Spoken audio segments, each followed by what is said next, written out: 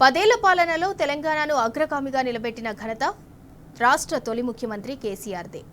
అలాంటి కేసీఆర్ జన్మదినం అంటే యావత్ తెలంగాణకు పండుగ రోజు.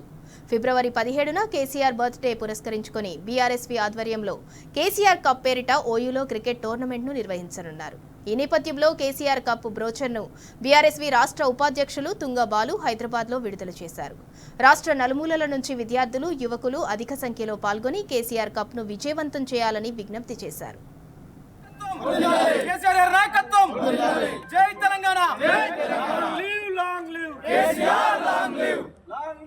Long live KCR, long live. Long live KCR, long live. Telangana, Jai Telangana. KCR gar naayakatvam. KCR, long live.